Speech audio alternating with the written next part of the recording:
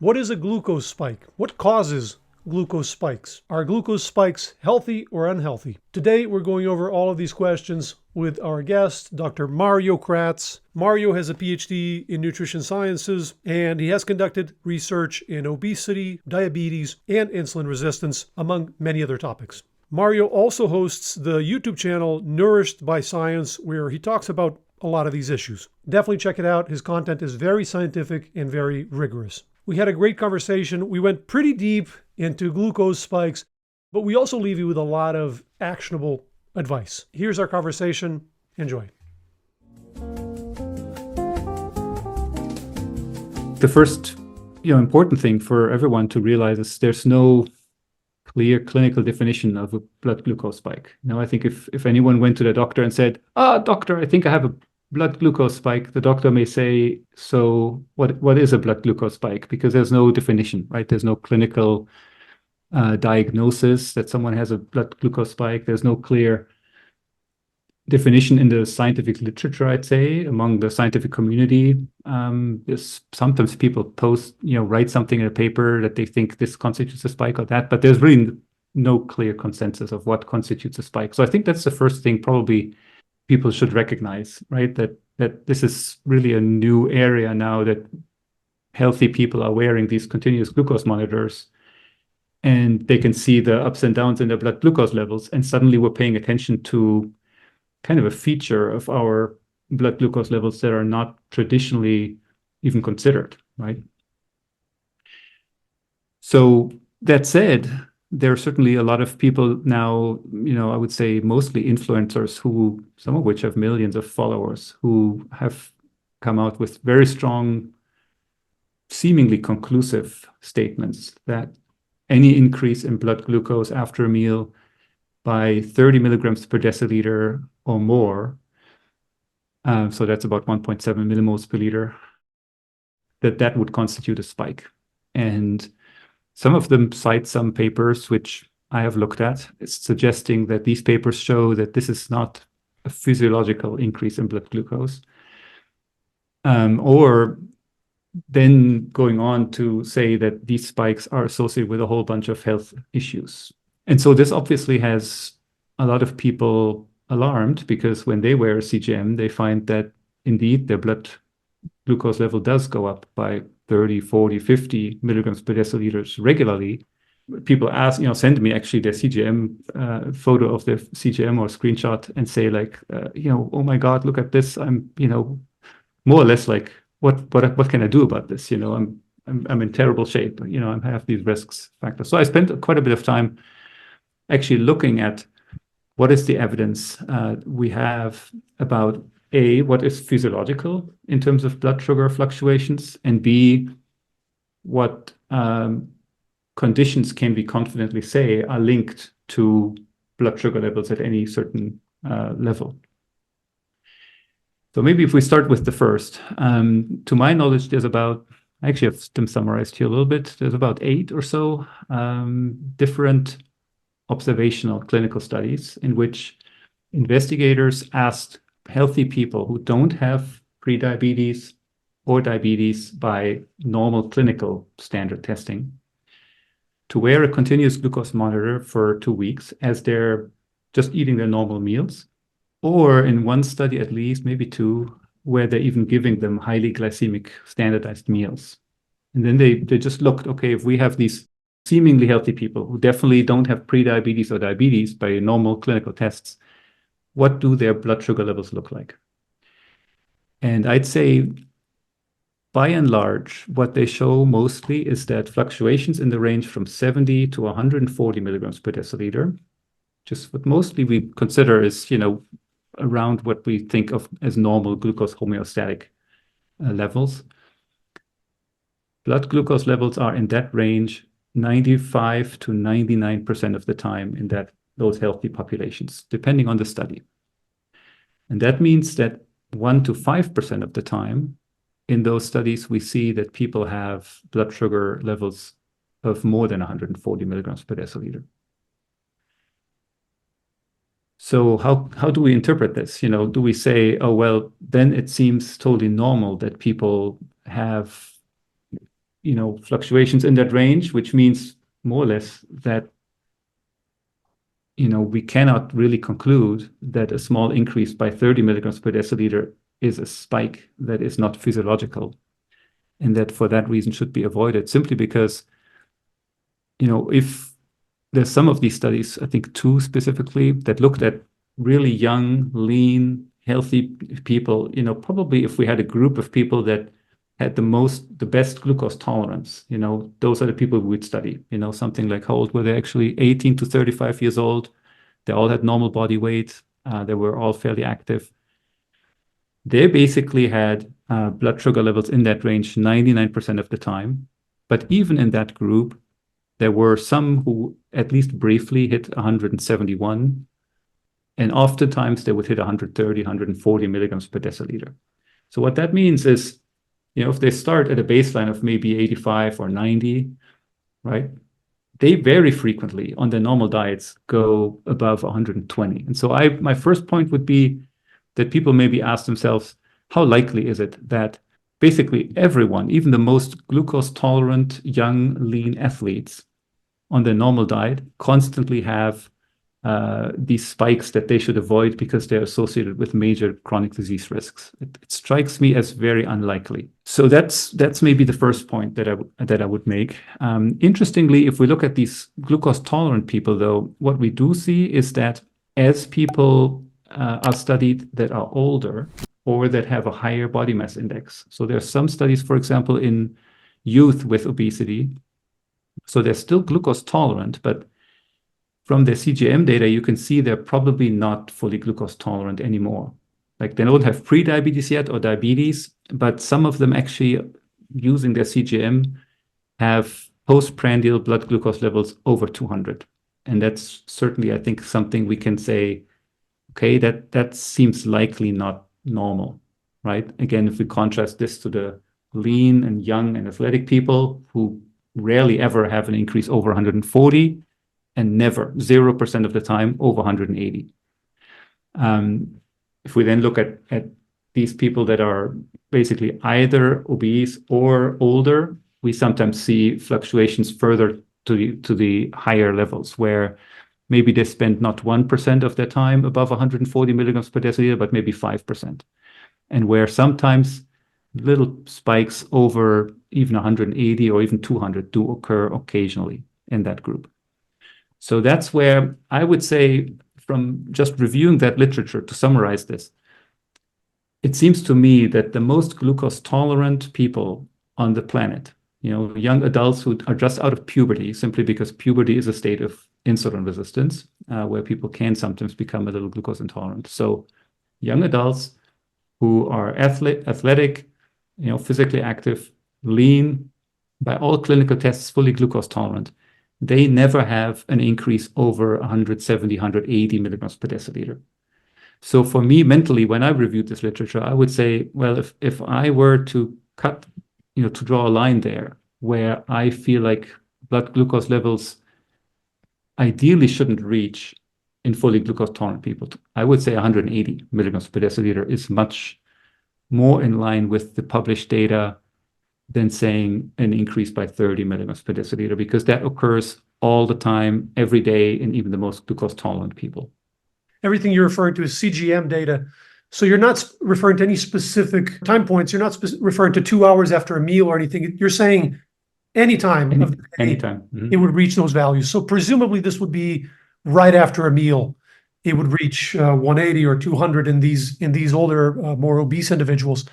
And so we'll talk a bit more about this, the time question, which I think is crucial, because a lot of the established thresholds for diagnosis of diabetes are critically established based on time values. So it's for a glucose tolerance test, it's 2 hours after the standardized glucose bolus. For a fasting glucose level, it's, as the name indicates, it's during fasting. So it's critical when you're taking these measurements, and to bear in mind, am I looking at, and with this generalized use of CGMs, I think some people are looking at these excursions right after eating, and they're looking at values that are normally considered problematic 2 hours after eating, and they're thinking, oh my God, I have prediabetes or diabetes, but it's a misconception, right? It's one thing normally, and maybe you can explain that better. Normally, there's an elevation shortly after eating, maybe 20 to 30 minutes, and then your body physiologically resolves that. There's insulin secretion, and the glucose will come down in a normal, physiologically normal person. And by 2 hours, the level will be much lower. So normally for the glucose tolerance test, it's the 2 hour time point that we're worried about. And that's what these cutoffs of the 140 or the 200 refer to. So maybe we can get a bit more into a bit more detail there. And then I have also some ideas with the respect to this idea that any excursion or any short excursion of 30 points of 30 milligrams per deciliter is problematic. I think we have lots of physiological situations where we see glucose excursions, even not involving eating, in healthy situations that I think contradict pretty clearly this idea that glucose excursions are in and of themselves a problem. Mhm. So I don't know if you want to clarify the time question. Yeah. So I think that's a really, really important point because I actually get a lot of emails from people who are confused about this exactly. So if we look at the exact criteria for someone to not have pre-diabetes or diabetes, they would do a standardized test at a doctor's office where they actually drink 75 grams of pure glucose or dextrose in water. So that's also different from the regular meals that people eat, right, as they're wearing a CGM.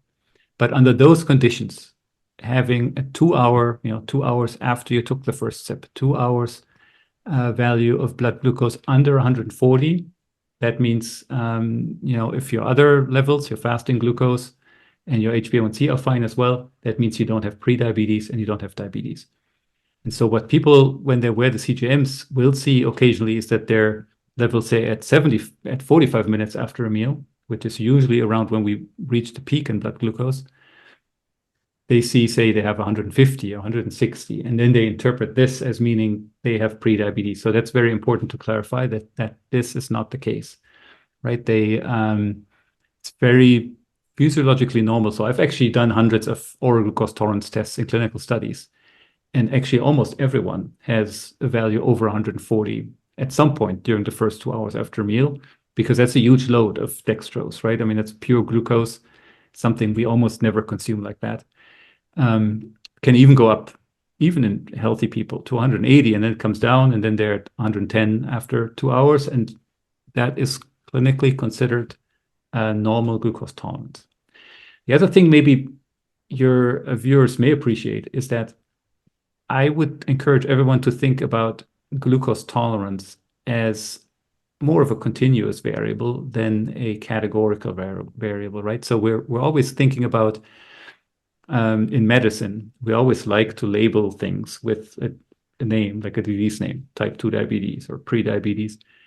In my opinion, there's good evidence suggesting that glucose tolerance, may be perfect in, as I mentioned, say a 25-year-old lean athlete.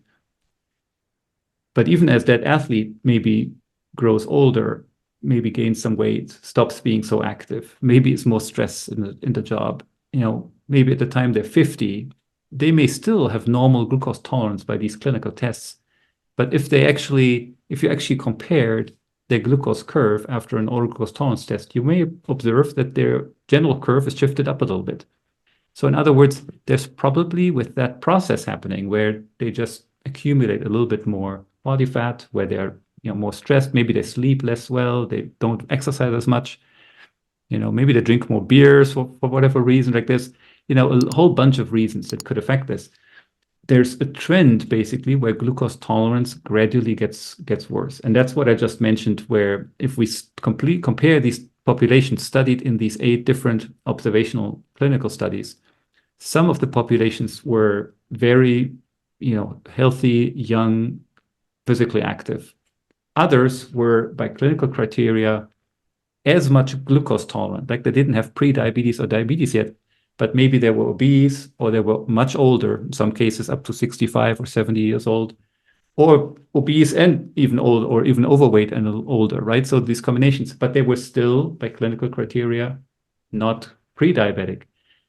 But it's totally fair to say that if we compare the CGM data from these people, there is good evidence suggesting that there's a shift towards less perfect glucose tolerance, basically in the older population.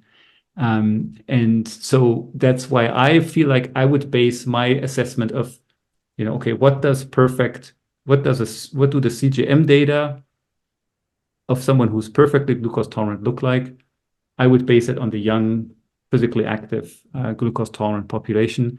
And there, what I see is basically as long as your values never exceed 180, and as long as at least 95% of the time your values are in the 70 to 140 milligram per deciliter range, your values are basically consistent with those of the most glucose tolerant people.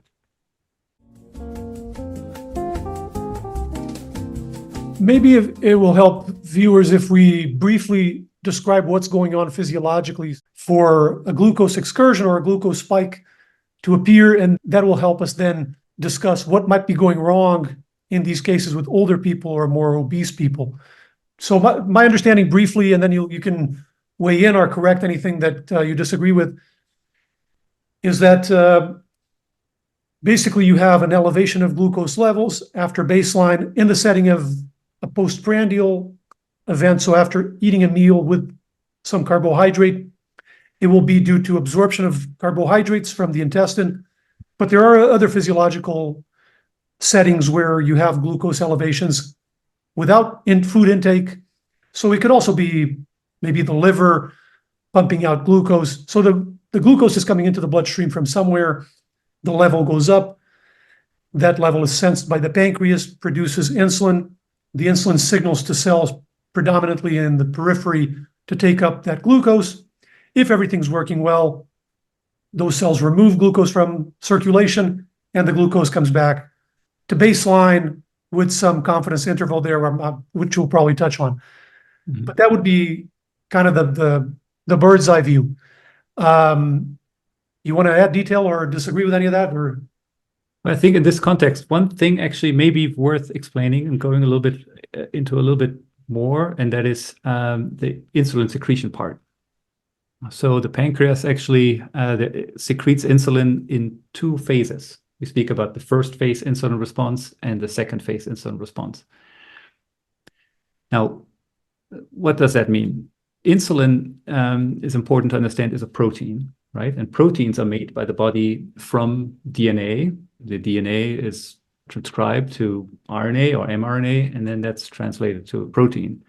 That process takes a while. And so if you consume glucose, your body senses basically immediately when you have some sweet taste on the tongue that there's glucose coming in and that blood glucose levels will start to rise. And the pancreas wants to respond to this very quickly. And so it holds a certain amount of preformed insulin in the pancreatic beta cells ready to be secreted at any moment. So basically the moment you sense glucose coming in, there's a certain amount of insulin secreted that was preformed protein that's basically stored there. And that immediately helps restrict the initial increase right after we start eating in blood glucose. Then there's more insulin that's being made, and so that takes a few minutes. And then in the second phase, so if you plot basically insulin after a meal, you can see usually a first bump, and then you can see a bigger second bump. And so that is important to know about, because that first phase insulin response can be diminished for a number of reasons that may be of interest. The first, and probably best studied, is that there's genetic predisposition to type 2 diabetes, where we know that people who, say, have family members with type 2 diabetes, they often have a diminished first phase response early on when they're still glucose tolerant. And that can be one of the earliest signs of them eventually becoming glucose intolerant, right? And so the reason is that if they at some point become insulin resistant, then their pancreas is just less able to make more insulin, specifically in that first phase. There's another reason, and that is that when people don't eat carbohydrates regularly, so someone who follows a low-carb diet, for example, now let's imagine you, Gil, get up in the morning and you just eat some non-carb breakfast. The pancreas then realizes, oh, there's no carbs coming in, and it doesn't want to waste making protein that's not going to be used. So it's going to make a little less and keep a little less ready for that first phase. And so for lunch, you're going to have a little less insulin available. Let's say now you again eat a low carb lunch, and then there's no carbs coming, so less and less insulin gets made. And now at dinner you eat this huge pile of rice with whatever vegetables, which is mostly carbs. And now there's basically just a lack of that first phase insulin response. And that is a situation where you may actually experience quite a substantial blood sugar spike, even if you're otherwise very glucose tolerant, because simply there is not enough insulin available in that first 10 minutes or so stretch. And a lot of glucose, actually not a lot. I mean, we have so little glucose in our blood in the first place, right? I've explained this before. When you think about this, in the fasting state, we have 100 milligrams per deciliter. That's equivalent for our entire blood, right? Our entire blood would maybe fill a little bucket, equivalent to maybe 1 or 2 teaspoons in the fasting state. So if now you eat a big pile of rice, which may easily be 100 grams of carbs, that's 20 teaspoons. Or you drink a soda or something, which could easily be 10 teaspoons. Now, with all of that coming in, it doesn't take all that much glucose to be absorbed to actually move your blood sugar spiegel up a lot within a short amount of time, right? So basically, there is some glucose coming in. And if there's not enough insulin available right away, your blood glucose level can easily double within the first 15 minutes. And that's something actually I see a lot from people who are on keto diets, who send me their thing to demonstrate. They think they send this to me to demonstrate how bad carbs are.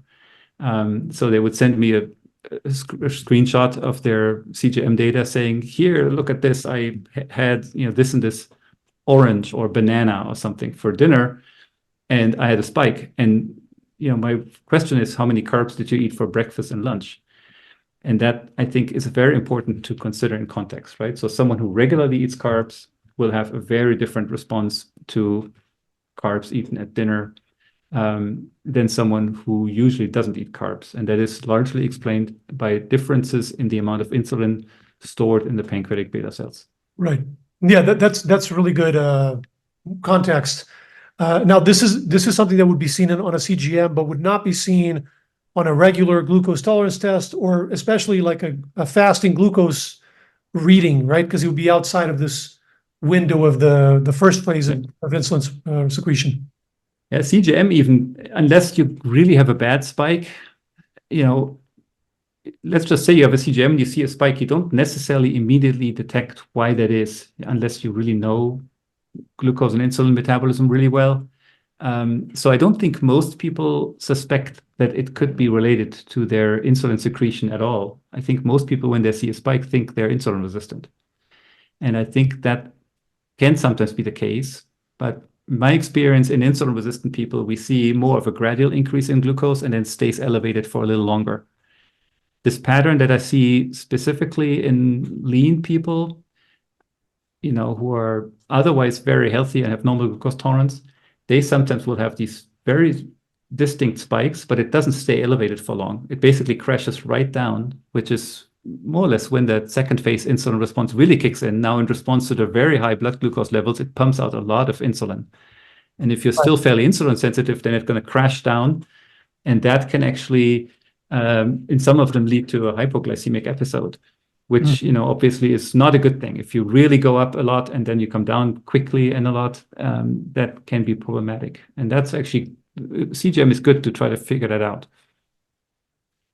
I thought that with insulin resistance, you actually, for a period of time, don't see much difference in glucose levels because your pancreas will just adjust and produce more insulin. So what you do see is an overproduction of insulin, but glucose can be normal for sometimes years or even decades while the pancreas holds on to compensate. Yeah, correct. Yeah, maybe even forever. We've had people in studies that were actually older individuals who had extremely high insulin levels in our OGTTs, but their glucose tolerance was just fine. So it's always that interplay between the degree to which you're sensitive to insulin, kind of multiplied by the degree to which you're able to produce insulin. Now that we understand a little bit better the physiology of what underlies a glucose excursion or a glucose spike, as it's more casually known, now maybe we can talk about what could be going wrong with these mechanisms in either older individuals or more obese individuals carrying more fat mass. Why do we see larger spikes? Is it the insulin secretion in the pancreas? You already talked about these specific contexts where the first phase insulin response can be more subdued in the context of a low carb diet. That's a pretty specific context, but there are other contexts of age, for example, or body mass. What's going on there that causes these larger excursions? Well, so there's obviously a very large number of factors that can affect insulin sensitivity specifically, and reduced insulin sensitivity is what we call insulin resistance. And then there's, I'd say, a smaller number of factors that we know of that does affect the degree to which our body is able to produce insulin. And so maybe to repeat this very clearly, because that's an essential point that I think many people don't understand. When we're young, usually we start out fairly insulin sensitive, and our body just doesn't make a lot of insulin. That doesn't mean it couldn't make more. It usually can, it just doesn't have to, right? So the degree to which we're insulin sensitive and the amount of insulin that's being produced has to be in just the right balance, because we don't want blood sugar to go too high, but we for sure don't want it to go too low. Now, as people become insulin resistant, then what we would like to see is that the body just increases the amount of insulin it is making, so that the net effect of this increase in insulin resistance is not affecting blood sugar levels, right? You just basically then your cells are a little less responsive to the insulin, but you just have slightly higher concentrations to make up for that. And in an ideal world, your blood sugar levels remain in the normal range. Now, many people may say that's still not ideal, because then you constantly have higher insulin levels, hyperinsulinemia, which by itself may be a risk factor for chronic disease. And I would agree that that's true, but let's ignore that for now. So let's maybe talk about some of the known factors that we understand are major causes or contributing factors to people becoming insulin resistant. I'd say by far the most common one in most countries these days is when people gain weight, and specifically when they store more fat in the form of visceral fat, so the fat depots around the inner organs, and they store fat in organs or tissues that are not designed to store fat. We call these ectopic fat depots. These include the muscle tissue, the liver, and other inner organs, including the pancreas. And so fat storage specifically in the muscle and the liver, because these are very insulin sensitive and insulin responsive tissues. If we store more fat there, certain derivatives of the fat that is being stored tend to make these tissues more and more insulin resistant. That is something we see that's important to understand, that basically an increase in body weight and body fat mass per se doesn't necessarily affect insulin sensitivity, because if the body is able to store fat where it wants to store the fat, and that is in the subcutaneous fat tissue, that has really no meaningful impact on insulin sensitivity. And in fact, you can have people with massive obesity who remain perfectly, let me say almost perfectly insulin sensitive and glucose tolerant, even if they become very, very heavy. We once had a lady in a study, she underwent bariatric surgery and had a body mass index of 77. And we were looking for people who had the metabolic syndrome, and she didn't qualify because basically all of her blood levels were too good. Like, she was fairly insulin sensitive, not perfect. There was a little bit of insulin resistance, but considering a body mass index of 77, you would assume there's likely some fat stored in tissues other than the safe subcutaneous tissue, and specifically in the visceral and ectopic fat depots. That was not the case for her. She didn't have a fat liver. She actually had very, very thick subcutaneous fat tissue pads. For some reason, she just was genetically able to stash away a lot of fat in her subcutaneous depots all over the body, right? So we have subcutaneous tissue everywhere, here, everywhere, hands, legs, around the belly as well, of course. And so the issue, and I know you've interviewed Professor Roy Taylor, who deserves a shout out here. He is the person who coined the term personal fat threshold hypothesis, which basically says that the body wants to store fat in the subcutaneous depot, and for some reason, at some point, it may not be able to store more and more fat in the subcutaneous depots. And that kind of has two consequences. One is that the subcutaneous depot develops a state of low-grade chronic inflammation. Inflammation in the tissue acutely causes insulin resistance in those fat cells. And insulin-resistant fat cells cannot effectively take up glucose or fatty acids, and instead just keeps trickling out fatty acids. So that's, by most investigators right now, thought to be kind of a defense mechanism to make sure that a subcutaneous fat tissue that's overwhelmed, that cannot recruit more fat cells, and that mostly has very large fat cells that no longer can take up more fat, that those fat cells don't actually just all burst, because if they were forced to continue taking up fat cells, they're physically already very big cells. At some point, they would actually burst, and some do burst. So what we do think is that when that state is reached, that the fat cells in the subcutaneous fat tissue are all big, and they cannot, for whatever reason, they cannot recruit new fat cells to store more fat. Those big fat cells actually trigger an inflammatory response that causes insulin resistance in that tissue and prevents the tissue from being able to take up more fatty acids and glucose.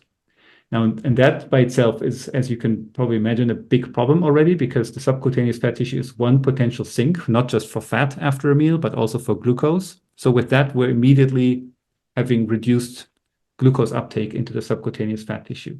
But the second problem is that now after a meal, the fat and the glucose that's coming in has to go elsewhere. And so it gets stored in the visceral depots. So these are all the different intra-abdominal depots that are usually very small. We all have them. Some people ask me if it's best to have none. I mean, that's maybe possible, but usually we do have some fat pads around the heart, the kidneys, the inner organs, the gastrointestinal tract. And it's thought to be actually somewhat important there to buffer them, against physical hits or against cold, for example, in the case of the kidneys. But they're not primarily meant as primary fat storage organs. But in a situation where the subcutaneous fat tissue can no longer take up fat that's coming in, the fat has to go somewhere, and the glucose has to go somewhere. And so more and more, the visceral fat cells take up fat and glucose, and they also then tend to expand. And so in people who become obese and can store fairly little fat in the subcutaneous tissue, you can have huge fat pads in the intra-abdominal cavity, around all the inner organs.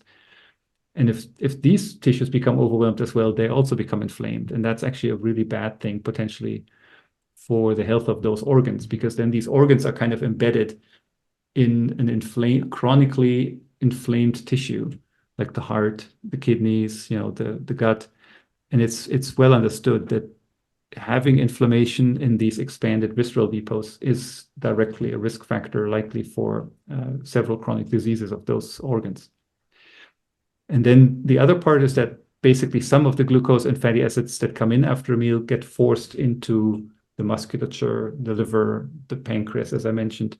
And these are really tissues that don't want to store fat. And so it just accumulates in those tissues. And also in those tissues has a number of effects that are, mostly not positive. But one of these is that these tissues become less and less responsive to insulin. So they become insulin resistant. And so this phenomenon of accumulating body fat beyond what we can safely store in the subcutaneous fat tissue, and where that exactly is very different for most of us. As I mentioned, for the lady, she had a body mass index of 77 and still wasn't very insulin resistant because she could still stash away most of her body fat in subcutaneous depots. Some people have a body mass index of 24 and already their subcutaneous tissues are full and they start to store fat in their visceral and ectopic depots. And that's certainly unfair. It's a little bit likely the result of the genetic lottery. Age seems to play a role into this because the storage capacity in the subcutaneous depot tends to go down with age. Hormones tend to play a role with this because the storage capacity in the subcutaneous depots tends to go down, for example, after menopause. So there's a few of these factors.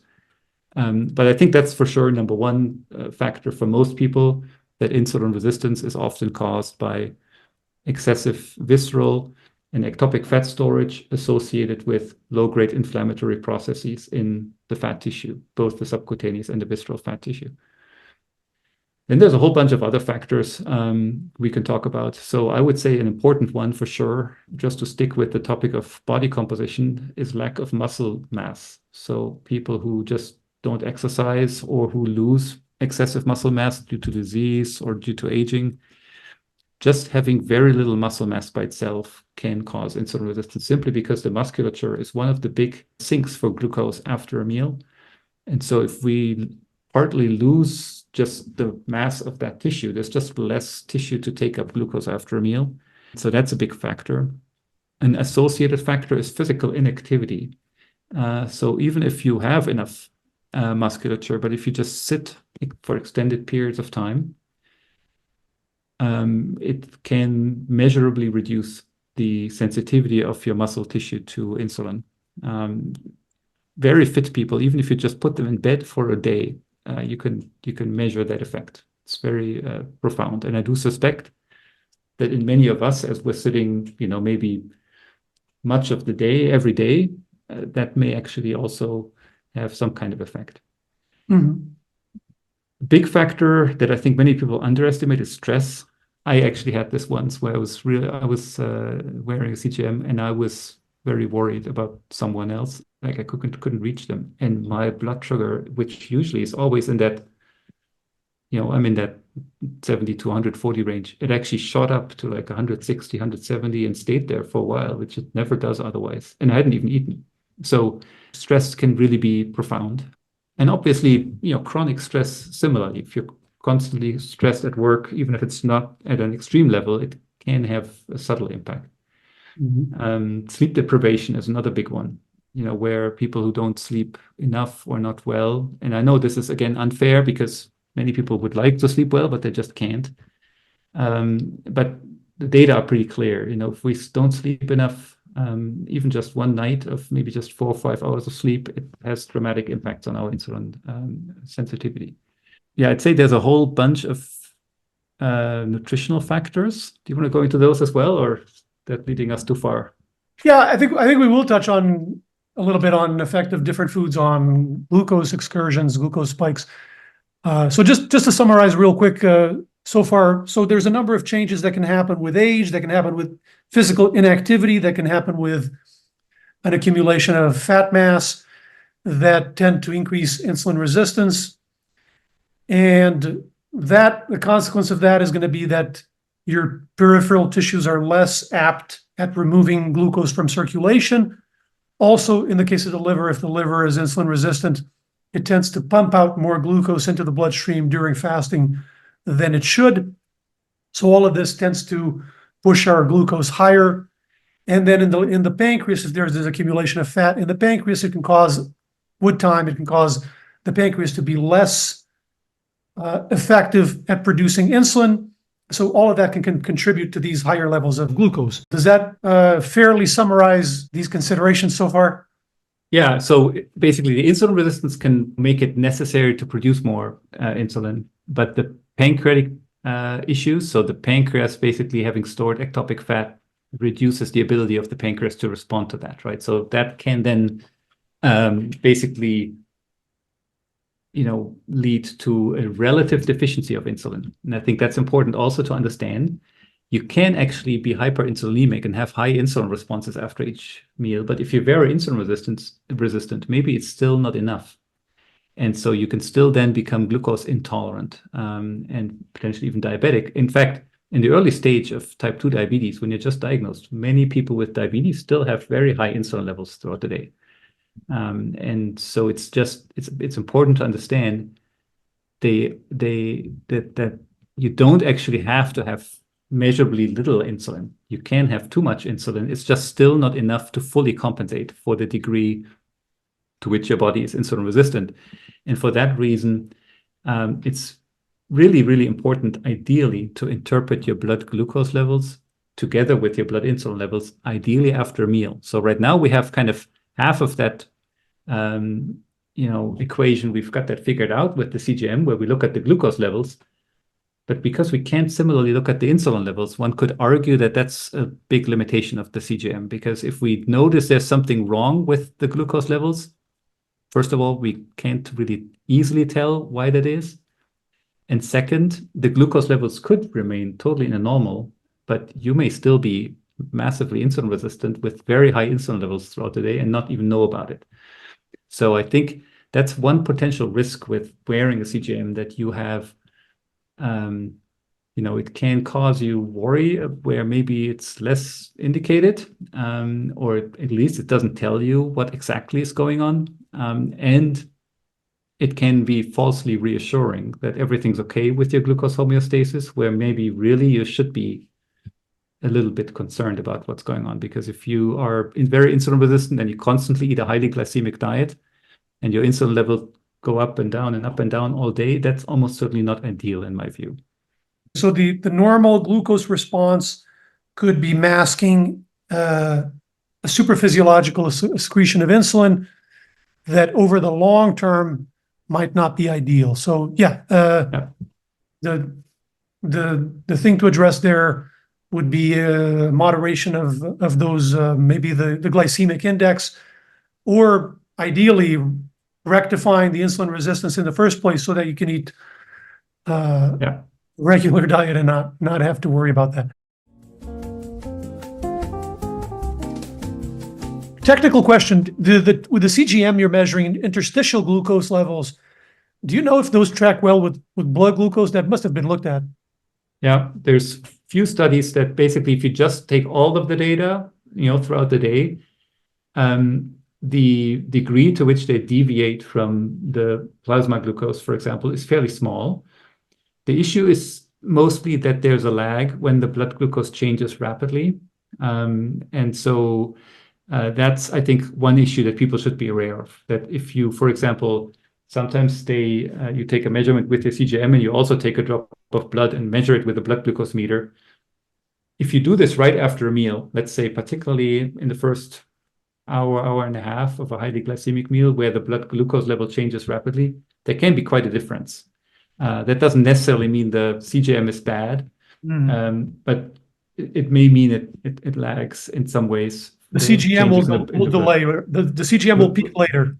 Will peak a little later, yes. And so the other thing I would like to make sure people understand is that the sensors that are used, they can sometimes be very bad. I've heard this from many people. I've personally worn 7 sensors, and I had one that was terrible.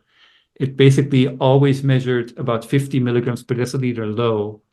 And so, for example, one morning I woke up and realized that all night I was dead, because my levels were like 20 or 30 or something like that, right? And that can cause a lot of anxiety in people when they see this. So always consider, I would actually say, do not really ever make any draw major conclusions from just one sensor. Like ideally, have it repeated if there's something that worries you a lot.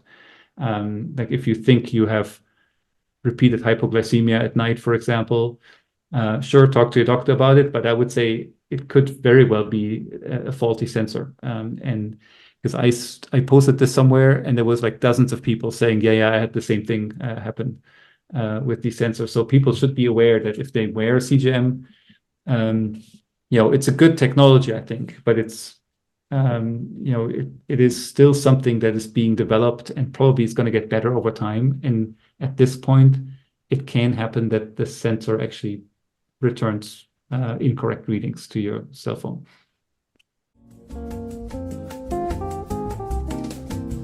I would be open actually to the idea that even those physiological increases in blood glucose that occur with exercise, or even if it's physiological, and even if it's with exercise, which we all think of as a really good activity, that could be suboptimal considered by itself. I'm open to it, but I would think we need some evidence to link it, right? And lots of people have certainly an interest in this.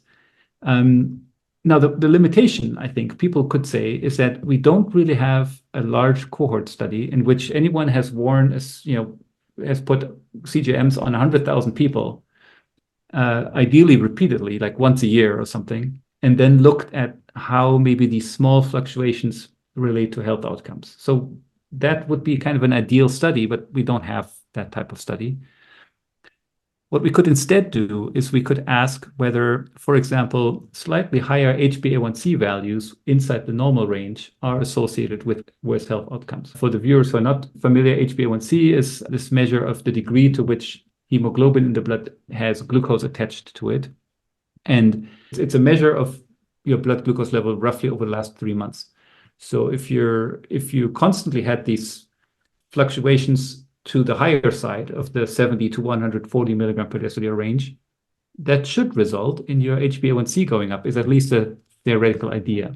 Now, there are studies, and I've reviewed them, that actually do show that there is an increased risk, say, for cardiovascular disease, and I think also for kidney disease, or in people who have HbA1c, say, at the high end of normal versus the low end of normal. And I've heard people conclude from that this suggests that it would be best to just keep your blood glucose levels flat. Basically, we should not risk any increase in blood sugar levels. And I have a lot to say about this, actually, because I think it's a very wrong conceptual idea.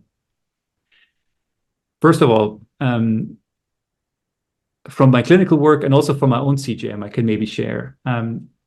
Just having sometimes these little excursions to the top of the normal range, say to 140.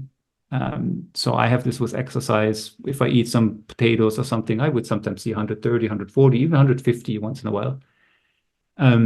But I still have an HbA1c of 4.7. Never had more than 4.8. So it's very low, suggesting, and I would say that that's concurrent with the clinical testing that I've done in really dozens of people. Just because you sometimes have a little fluctuation that goes up doesn't mean that your HbA1c will automatically be on the high end of the normal range. That's number one. The second is, if you have an HbA1c on the high end of normal, let's say you have a 5.6, right? Where at 5.7, we start to talk about pre-diabetes. At 6.5, we talk about diabetes. Let's say you have 5.6. I mentioned earlier that glucose tolerance should ideally be seen as more of a continuous variable. And so in my mind, in someone who has a 5.6, it's likely that they already have some of the processes underway that basically lead to a slightly impaired, not yet clinically relevant glucose intolerance.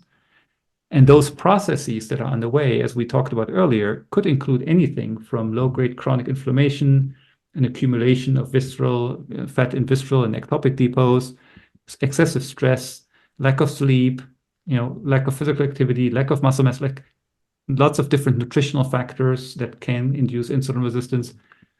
So someone, I would argue, who has an HbA1c of 5.5 or 5.6 compared to someone with a 4.8, they don't just have slight differences in their average blood glucose level.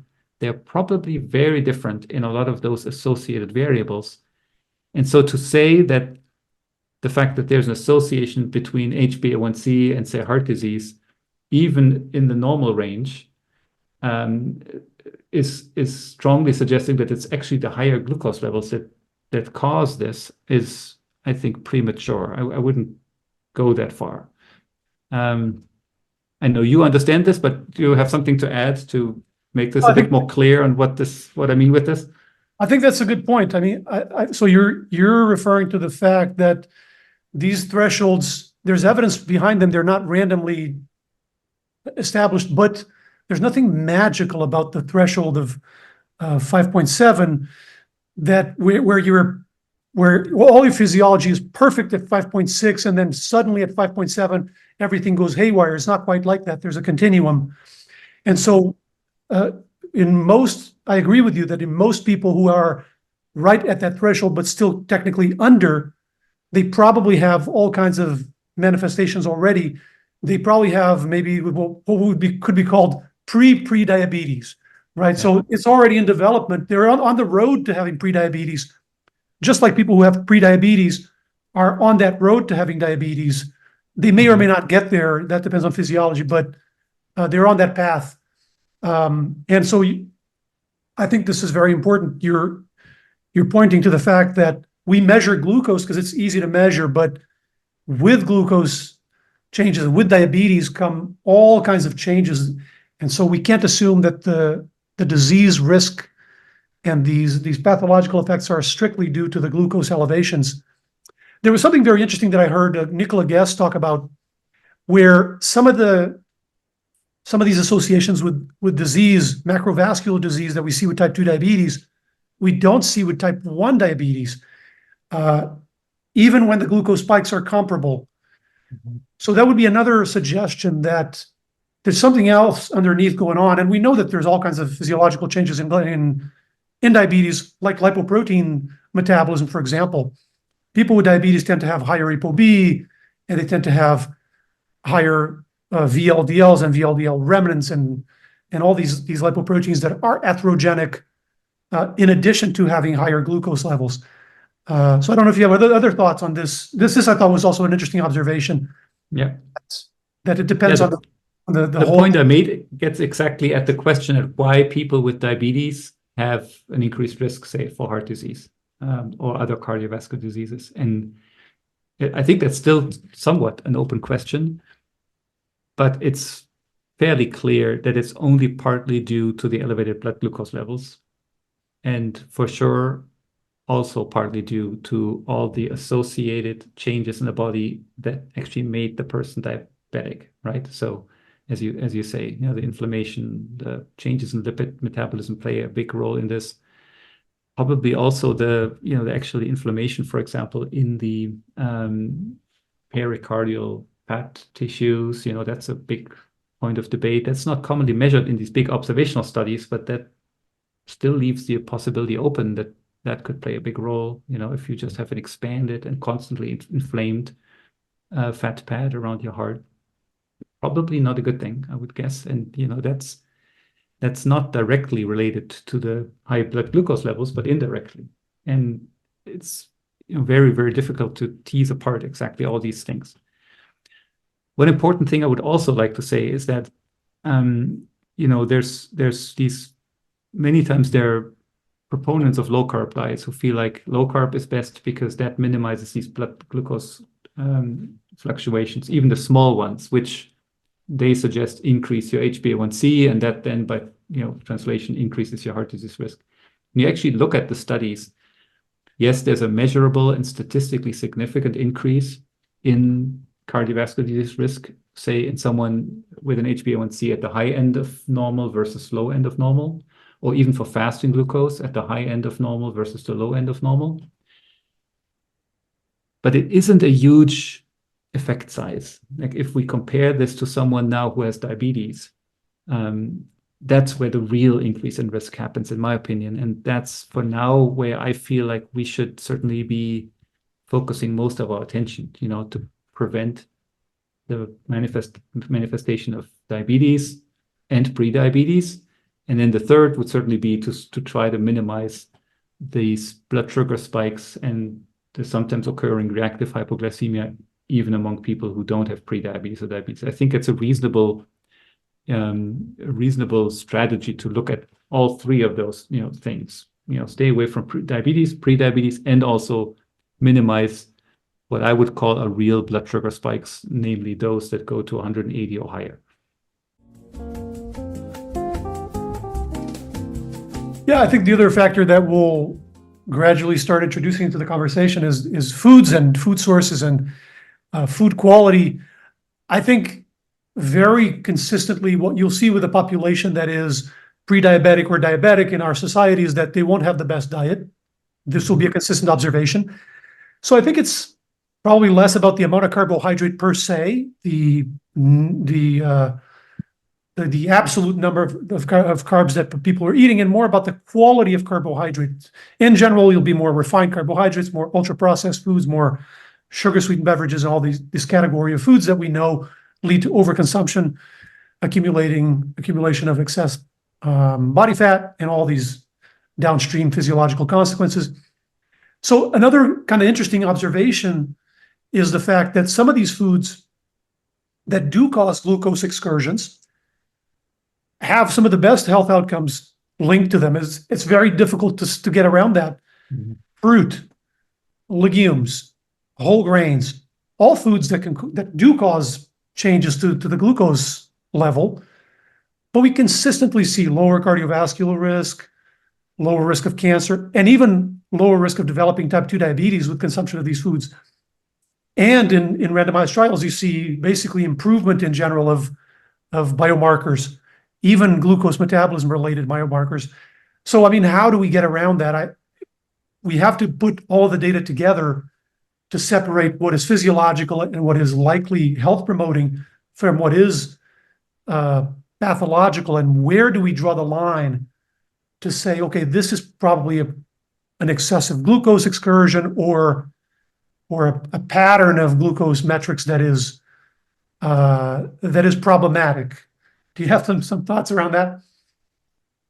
I would say clearly that if someone is glucose intolerant, has diabetes or prediabetes, or even has frequent and massive spikes above 180, they may benefit from cutting back on the high glycemic carbs, maybe even for a while, most carbs, right? Because if you constantly have these high blood glucose excursions, even though you're not really able to handle all that glucose because you're glucose intolerant, I'd say that's very clearly not a good situation.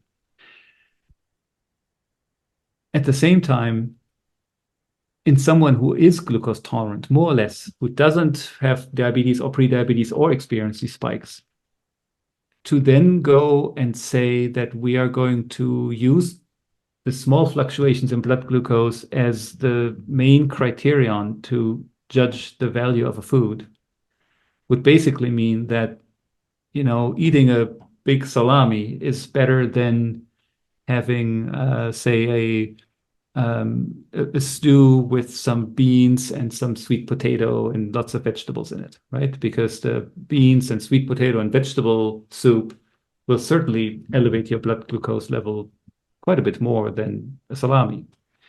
So that's actually, I think, one of the big dangers of using a CGM is that, we have something in our hands, we can see the data every 5 minutes on our cell phone, and we can see the response, and this mindset is there that higher blood glucose is always worse.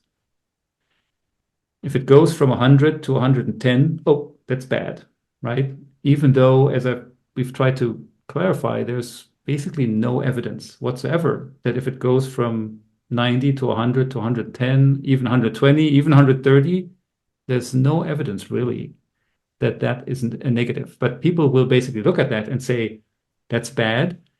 And if you are then really acting upon this and you feel like, oh, I need to do something about this because this influencer said it's a bad thing if this happens all the time, it will lead you to restrict a lot of foods that are otherwise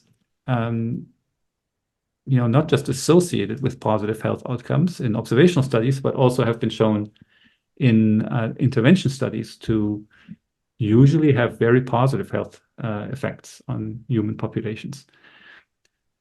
So I do fully agree with you that basically as long as we're glucose tolerant and ideally also fairly insulin sensitive. So I do suggest people as they get older maybe have a insulin test of insulin resistance done to figure out, could they maybe have these hidden insulin spikes all day in response to highly glycemic meals? In essence, if you're glucose tolerant and fairly insulin sensitive, personally, I think we should look at the entirety of the health effects of a food and certainly not just make all of our dietary decisions based on small fluctuations of blood sugar levels within the normal range that we do not have any evidence for that they're bad. Yeah, I think another thing that helps is again talking about time considerations. So the difference between an acute change in a parameter versus a chronic change. And so, for example, we're not worried about blood pressure going up acutely when you exercise, when you get excited for some reason, blood pressure goes up. That's not a problem. What we're worried about is a chronic elevation at rest. So we're sitting on a chair, we've been sitting for an hour, and our blood pressure is high. It's high all day. That's a risk factor for cardiovascular disease and for strokes. I think it's very similar for cholesterol, for glucose levels, for most of these parameters. The main concern is this chronic elevation. So you're fasting and your glucose is super high. Okay, that's obviously a problem. An acute elevation of glucose and a glucose excursion that comes back to normal, I think in general, that's not a concern. We're talking about possible cases where it might be excessive, but in general, for healthy individuals, I don't think that's a problem. And I think we're in complete agreement that being excessively glucose-centric to the point where every decision is made to avoid glucose excursions, to flatten the glucose curve. Not only do I think that's not productive, but I think it could lead in the wrong direction and lead to unhealthy dietary patterns being put together with this focus that is probably not really helpful. And by the way, I think this is the case for any metric. I don't think any metric should be looked at in isolation and exclusively to the detriment of others, and especially when we're talking about these acute physiological oscillations, not a chronic elevation. So in terms of healthy people, I think we're in agreement. Then we have these other, we can call it special cases, which unfortunately in our society are not that special or not that unique, where people are insulin resistant or pre-diabetic or diabetic. What is the best course of action there? I am not opposed to low-carb diets for people who do well on them. I've had Nicola Guess on, for example. She uses a carb moderate diet for diabetes management. I think that's a good approach for people who do well on that. I think one thing that's also worth bearing in mind is that for most people in our society, the focus is going to be on rectifying the underlying physiology. And that's it's largely going to hinge on losing some excess fat mass and being physically active. And that loss of excess fat mass, for some people, is going to be facilitated by a carb moderation approach. For some people, it's not. So I think that's an important consideration there as well. If we prescribe low-carb diets across the board, we know some people don't do well on them and can't maintain healthy body weight. And some people even report gaining weight on low-carb diets, just like with any other diet. So I think you would not be very empowering to have a blanket recommendation. For example, I have viewers who do very well on low-carb diets, who put their diabetes in remission on low-carb diets, and I don't have a concern with that. I think it's a good approach. And others who put their diabetes in remission on a low-fat, high-carb diet. So if you have an argument against one of those, I'd be very open to listening, but I would be very hesitant to tell one of these groups of people who are doing well on these diets that their diet, is incorrect, or that they should be on the other one or something like that. I think there are considerations for each of these. People on low-carb diets have to have some caveats. Same for low-fat diets. Same for Mediterranean diets. Same for vegetarian diets. But I don't know any diet that works for everyone. That should be an overarching theme that, we want to be on something that we like doing, so that we actually, will continue to do it for a longer term period, right? I mean, we're both, I think, clearly against short term, we're going to go on a crash diet and do this for a month and then we're going to be fixed. Personally, for me, let's say if I became pre-diabetic or diabetic, I would really try to understand what the root causes are of the condition. Like why, did I become insulin resistant? Did I actually accumulate visceral and ectopic fat, or did I, for some reason, do I have hormonal issues? Maybe I take medication that can cause insulin resistance. Like there's a few reasons we didn't even discuss yet. Is it sleep issues? Is it, physical activity or muscular related? And then try to tackle those. I would agree with you that, let's say, if for ethical reasons, I wouldn't want to do a low carb diet. Maybe I want to rather be a vegan and don't want to eat animal foods, in which case a low carb diet can be challenging, right? So maybe I'm more drawn to the other end, eating a whole foods, plant-based, low fat diet. I think as long as that diet addresses the root, whatever the root cause is. So let's say you're struggling with excess weight and excess visceral and liver fat, and you're switching to mostly eating whole food sources of carbohydrates, very high fiber, legumes, lots of vegetables. As long as you're addressing the root cause, that can also be a fantastic approach, particularly if you like it.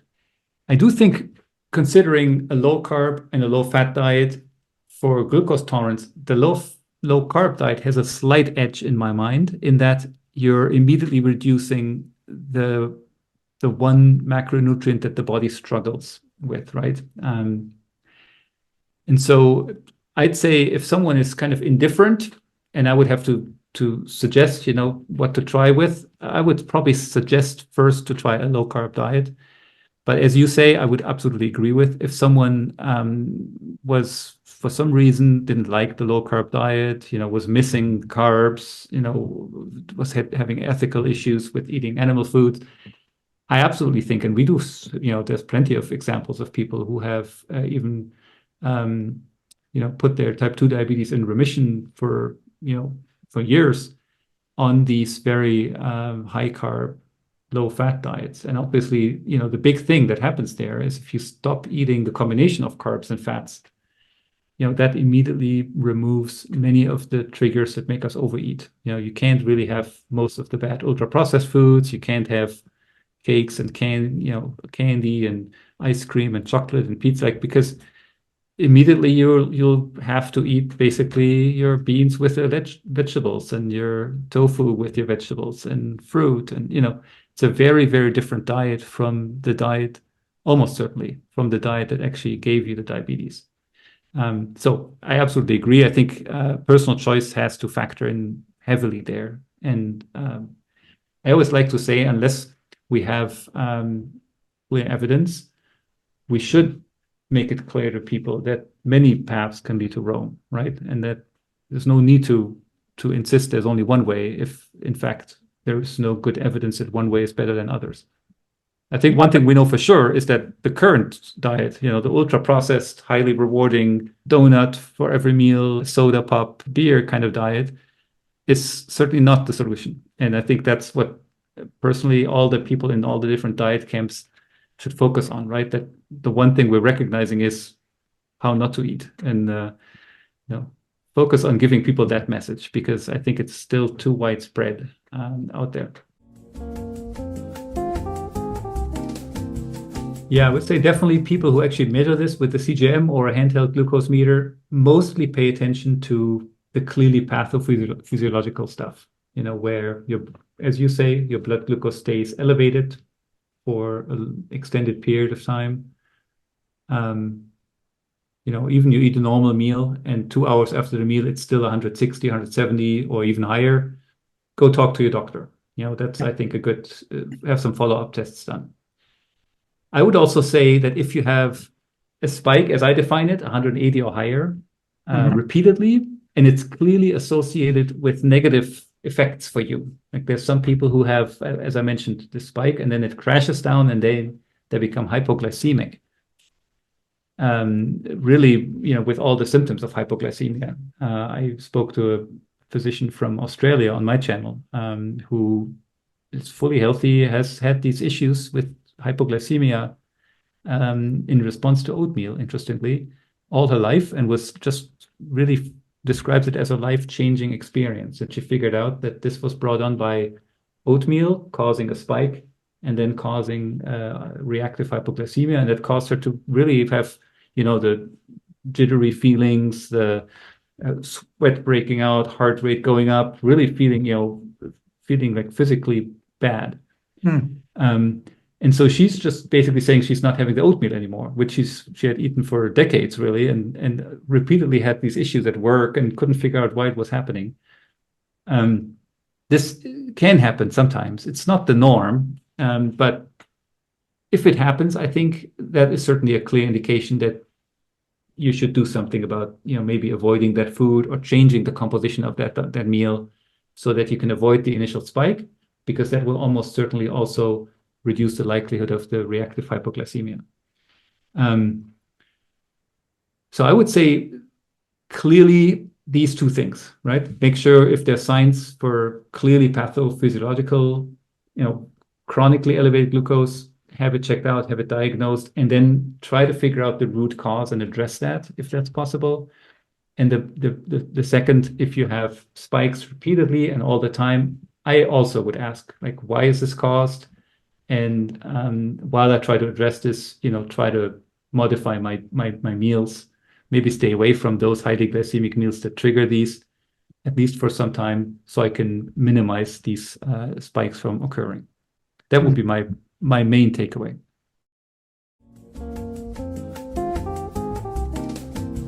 A 1,5-anhydroglucitol, which is a sugar that's circulating in our blood that I guess most people have probably not heard about. It's a little bit of an esoteric type of biomarker. And let's just call it 1,5-AG. So what we know is that 1,5-AG is somewhat of a biomarker for poorly controlled diabetes, because in someone who has their blood sugar at 180 all the time, they will have very, very low 1,5-AG levels in their blood. But interestingly, even among people who don't have diabetes or pre-diabetes, there are some people who have reduced levels of 1,5-AG. And this is thought to be because maybe they do have what we talked about earlier, slightly reduced glucose tolerance that allows for their blood glucose levels to sometimes rise to 180 milligrams per deciliter or higher. In other words, to have a blood sugar spike in response to certain foods they're eating. And if they eat these foods regularly, right? So let's say someone is already a bit elderly or has some extra fat mass and they're a little insulin resistant and a little glucose intolerant. They don't meet criteria yet for prediabetes, but they also like their white toast with jam every morning, right? And they just eat it like this, and they have a big spike. Every time the blood glucose crosses that line of 180, we would expect glucose to be excreted in the urine along with 1,5-AG. And so as a result, in that person, 1,5-AG would be slightly reduced. And so there's been several teams of investigators who've asked, is that reduction in 1,5-AG that we see in a non-diabetic and non-pre-diabetic population, is that associated with negative health outcomes? And it is pretty consistently associated with an increased risk of cardiovascular disease, chronic kidney disease, and cancer. Now, is that conclusive evidence that it's the spikes in those people that actually increase the risks of that disease? Again, I'd say for the same reason we discussed earlier, no, because people who have these spikes, maybe the spikes are bad, and that actually causes the disease. But maybe it's the underlying physiology, again, that's slightly different in these people. Maybe, again, they'll have a little bit of visceral fat, a little bit of liver fat, a little bit of insulin resistance, a little bit of inflammation that's a little bit higher than people who don't have these spikes. So I'd say it's not conclusive, but at least it's a suggestive, indirect evidence that it is possible that blood sugar spikes to 180 or higher could be associated with a higher risk of a number of chronic diseases. Yeah, we kind of touched on this already, but I think these spikes could be simply tracking an unhealthy diet, a diet with a lot of refined carbohydrates. One way around that would be for these studies to try to adjust for dietary habits. I don't know if they've done that. It's not easy, but no. As I recall, it's been a year since I read these, but I think the 3 papers that I reviewed, they didn't even look at diet in that context. So yeah, I mean, that's one possibility, that some of the effect or all of the effect could be it's tracking a diet with a lot of processed foods, a lot of refined carbohydrates that would normally generate higher spikes. And that then is having an effect, not the spikes themselves are having an effect on disease risk, but the unhealthy diet would be causing increase of likelihood of cardiovascular disease or even developing type 2 diabetes. Yeah, I think that the separation of all this is the trick. Okay. But I think this all also usually comes together, right? In most people, the pre-diabetes and the diabetes and the excess fat mass are going to come together with an unhealthy diet, an unhealthy lifestyle. Not in every single individual, but the norm is going to be that these things are going to come in association. So to summarize the whole thing, I would actually personally feel like it's fine to call a blood sugar increase to 180 or higher a spike. That ideally should be avoided. But whether we want to avoid it because the spike itself is harmful, or because the food that caused the spike is harmful, or because the slight pathophysiological changes in the body, maybe the insulin resistance or inflammation that may have allowed for the spike to happen are harmful. We don't know. But ideally, we should try to keep our blood sugar level below that level, because that seems to be a level that is strongly defended in healthy, very glucose tolerant, lean people who never have 180 or higher. And for whatever reason, it is associated, having these spikes is associated with chronic disease risks. So in my opinion, even though we don't fully understand yet what the exact cause-effect relationship is, it does seem like a prudent idea to try to minimize these spikes from occurring. Are you talking about an isolated spike or like regular spikes that are higher than 180 milligrams per deciliter? I would say if I was wearing a CGM for 2 weeks and I had one spike to say 190, I don't think I would worry too much. But if it's something that occurs regularly with something you eat regularly, I would try to change something, address the underlying cause, or change that meal to avoid the blood sugar from rising that much regularly. For people who do have these spikes, let's say somebody who has regular excursions of 190 or 200, what are some of the food swaps that you recommend that are still healthy but are going to blunt that elevation? The biggest ones I would say are to not eat highly glycemic carbs by itself. So let's imagine if you ate a white toast with just a little bit of butter and maybe jam or honey or something like that, which here in Germany a lot of people like eating for breakfast, and so they may have 2 or 3 slices of that, and that's mostly carbs and very highly glycemic carbs. That's certainly the kind of meal that is most likely to give you these types of spikes. The suggestion there is ideally to move to a food with high carbohydrate food with a lower glycemic index, right, if possible, and or ideally both, to also eat the food with a source of protein and ideally a high fiber vegetable or fruit, because the fiber and the protein both have several different effects on the blood sugar response. But one is that it slows down gastric emptying. The best studies that have actually tested this, they looked at the order in which these foods are eaten. If you have chicken and broccoli and rice, and you say you eat the rice first and then the chicken and then the broccoli, then you get a big blood sugar spike. Many people get a blood sugar spike. If you eat the broccoli first and then the chicken and then the rice, you get, your blood sugar increases maybe 50% lower and you don't get a spike.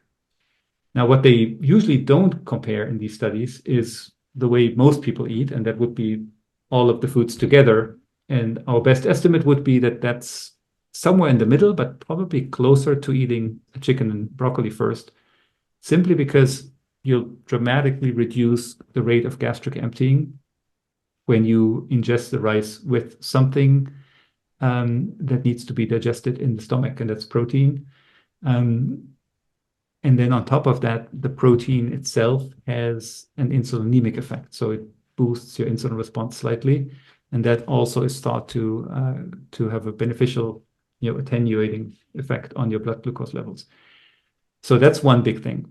Try to avoid eating highly glycemic carbs by itself, and instead ideally eat carbs with a lower glycemic index in a meal together with protein. Can be a small piece of protein. So it could be legumes. Legumes actually have been tested a lot here. In this sense, could be a piece of meat, piece of fish, shellfish, eggs, tofu, anything that Greek yogurt, anything that incorporates some protein. And then I think ideally having some fiber-rich vegetables is good, or fiber-rich berries or fruit. So as an example, if you wanted to replace your breakfast of your toast with jam, you could have, for example, some eggs with vegetables, or some Greek yogurt with some berries, for example. Or if you still want to eat your toast with jam, maybe have a breakfast egg with it or before that, so that you just slow them. You'll probably see a fairly substantial reduction there. And I'd say if I had to pick the second, I would say after highly glycemic meals, go for a walk. Because as the muscle is contracting, it is able to take up glucose from the blood in a manner that is entirely independent of insulin. So if insulin resistance or lack of insulin is an issue for you in contributing to this blood sugar spike, then going on a walk will basically help your body clear glucose from the blood in a way that doesn't depend on being insulin sensitive or having enough insulin in the blood, right? And I like these two suggestions simply because even independent of the effect on the blood sugar rise, they're good things. If we think about why people develop blood sugar spikes, we mentioned it could be some combination of being slightly insulin resistant or having, a reduced ability to produce insulin. And so, or it could be because of the poor meal, right? I mean, say toast with jam is just not a very nutritious meal in the first place, right? There's very few micronutrients. There's very, very little fiber in there. It's calorically dense. We probably like it so much because it's sweet, and we overeat it. So replacing this or with another meal that has some protein and fiber, or even adding some protein and fiber-rich foods, I think will increase the value of the meal per se. And that, I think, in the long term, could certainly have other benefits to address, say, issues with weight or insulin resistance that may underlie the spike, right? So in other words, I'd like to encourage basically making changes that don't just address the spike. There's some others, like people have heard probably taking vinegar or these types of things. Not that I'm against vinegar or something, but the issue, I think, is that ideally we make changes that improve the underlying factors as well, or at least give us a chance to improve the underlying factors. And increasing our protein intake and increasing our intake of fiber-rich vegetables or fruit are definitely two good things in my book. And going for a walk certainly as well, and having a little bit more physical activity.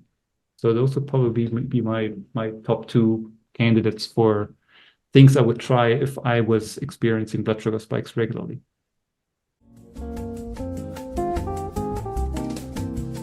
I think some people just think about this condition like, okay, we wait until we have diabetes and then we address this issue with drugs.